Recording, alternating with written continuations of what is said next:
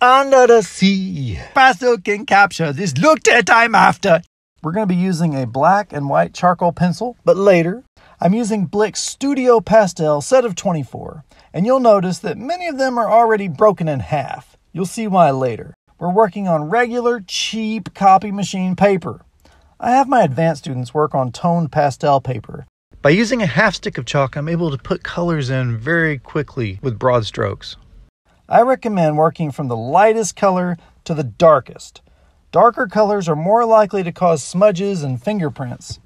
Overlap your colors a little as you put them in. I'm switching to blending with my fingers. As one finger gets purple on it, I can't go back to the light blue area. I want to add any color details. In this case, I'm adding sun rays.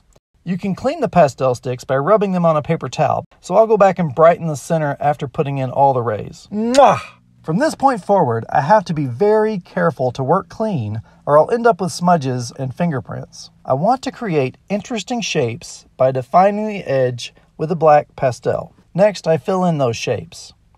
I recommend leaving a bit of clean paper around the edge so that you have somewhere to handle the paper. I want to block in the turtles.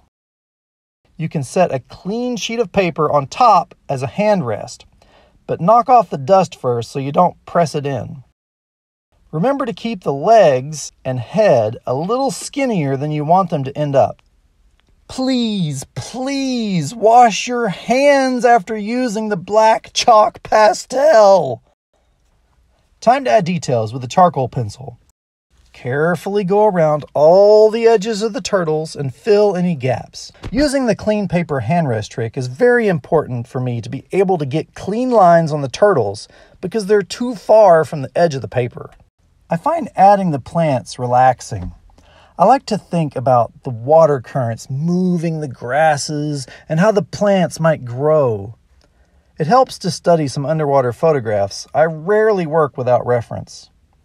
Let's switch to the white charcoal pencil and add some bubbles.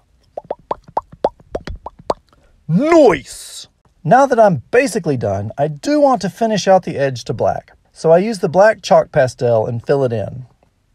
And, you guessed it, it's time to wash my hands again, right? I also wipe off the table before bringing the paper back. It's time to sign it. Not every piece has to be a keeper. Some art is just for practice, but I encourage my students to sign their work if they want to keep it. I provide clear protector bags so they can get them home safely. I prefer the bags with the adhesive strip on the back, not the ones with it on the flap. All done? Thanks for visiting Crawley Art Room. Until next time, have an appropriate amount of fun.